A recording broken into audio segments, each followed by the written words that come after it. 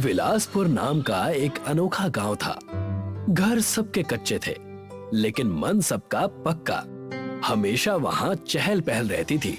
अधिकतर गांव के व्यक्ति शहर कमाने चले जाते और महीने में एक आध बार अपने गांव विलासपुर आते। गांव की महिलाएं कुछ न कुछ छोटे काम करके घर के खर्चे चलाया करती थी।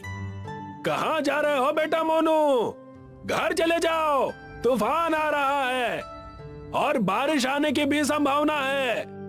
आज मेरे पिताजी शहर से मेरे लिए माटी का गुड्डा लेकर आने वाले हैं। मैं वो गुड्डा घुमर चाचा तुम्हें कभी नहीं दूंगा। लेकिन चलो, वो सीधा घर आ जाएंगे।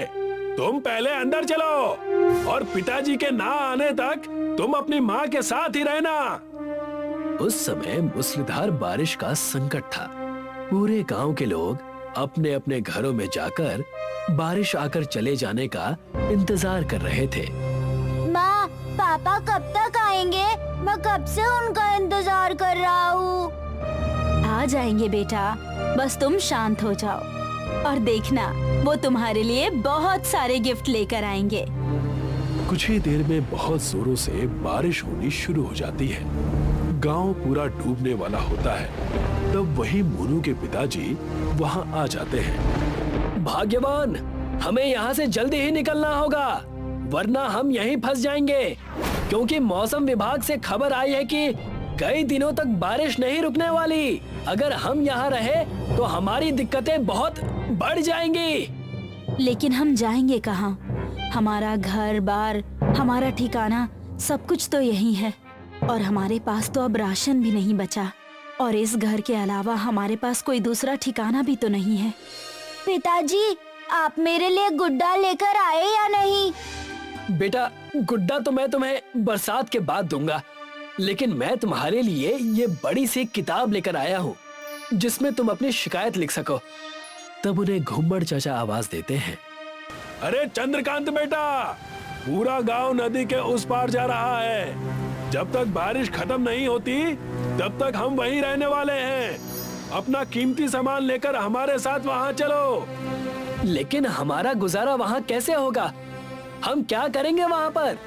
तुम बस अपने घर का कीमती सामान ले चलो। कुछ राशन हो तो वो भी ले लो और वहां पर हमारे साथ चलो। इसी में सबकी जानें बचेंगी। वरना अगर नदी और बारिश का पानी हमारे गांव में आ गया तो हमारे घर नहीं बचेंगे। चंद्रकांत अपने परिवार और कीमती सामान लेकर जा ही रहा था कि मोनू ने अपने साथ किताब भी ले ली। बेटा, तुम अपनी किताब मुझे दे दो, वरना तुम्हारी किताब पानी में भीग जाएगी। ठीक है माँ। सारे गांव वाले नदी के उस पार जाकर मिलते हैं और सारे ही जिसके पास जो हो सकता था वो लेकर नदी के पार चला गया। किसी ने बासी खाना लिया तो किसी ने अपने कपड़े और जेवरात। नदी के तट पर गांव वाले बारिश रुकने का इंतजार कर रहे थे। पूरे एक दिन उस तट पर बिताने के बाद ना राशन बचा, ना ठिकाना। पानी भी समय के साथ साथ बढ़ता जा रहा था। अगर ऐसे ही बारिश होते रही तो हम में से कोई नहीं बचेगा। हमें स्वयं इंद्रदेव से प्रार्थना करनी होगी, तब जाकर कुछ उपाय निकलेगा। आखिर इन सब में हमारी कोई गलती नहीं है। हे इंद्रदेव, कृपा करें। हमारे साथ बच्चे बूढ़े भी हैं। कृपा करें, उन बेचारों के प्राण संकट में हैं। उनकी प्रार्थना सुनकर एक बड़ा सा उजाला आता है और इंद्रदेव प्रकट होते हैं। इस वर्षा का कारण स्वयं पृथ्वी के लोग हैं। इसमें मैं तुम पर वर्षा रोककर कृपा तो नहीं कर सकता, लेकिन तुम्हें बचा जरूर सकता हूँ। तुम्हारे पुत्र के पास एक कागज की किताब है। उस कागज की किताब से वो जितने भी घर बनाएगा वो बड़े हो जाएंगे और बारिश में भीगेंगे भी नहीं। जैसे ही वर्षा खत्म होगी सारे घर समाप्त हो जाएंगे। इतना कहकर इंद्रदेव वहां से चले गए और मोनू ने कई सारे कागज के घर बनाए।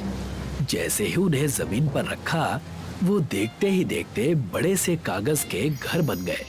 सारे विलासपुर वासी कागज के घर में रहने लगे। बारिश अब भी जोरों से चल रही थी। माँ, मुझे बहुत जोर से भूख लगी है, कुछ खाने को दो ना। इतनी तेज बारिश में हमारे पास खाने को कुछ बचा नहीं है।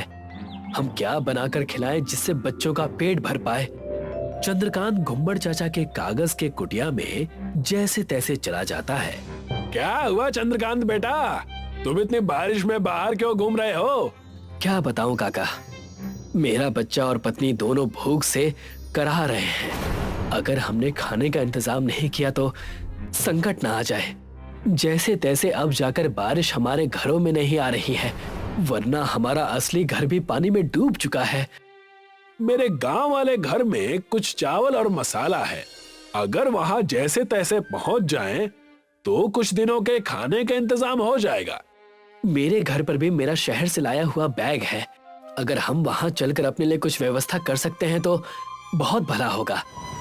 कड़कड़ाती बिजली और बारिश में अपनी जान की बाजी लगाकर दोनों अपने बाढ़ में डूबे गांव विलासपुर पहुंचते हैं। वहां जाकर उन्हें पता चलता है कि उनके गले तक पानी भर गया है। यहाँ तो पूरे गले तक पानी भरा हुआ है। कहीं हमारे घर का बचा खुचा राशन भीग गया होगा तो हम क्या करेंगे? हमारा यहाँ से लौट जाना ही ठीक है। नहीं, मैंने अपना राशन घर के ऊपर स्टील की टंकी में रखा हुआ है। अगर हम मेरे घर से वो टंकी ले चलें, तो हमारा काम बन जाएगा। रुकिए, मैं जाकर ले आता हूँ, आप यहीं ठहरिए।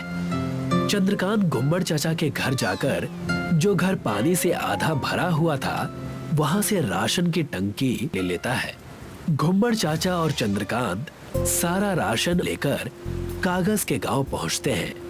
उनके हाथ में राशन देखकर पूरे गांव वाले बेहद खुश हो जाते हैं।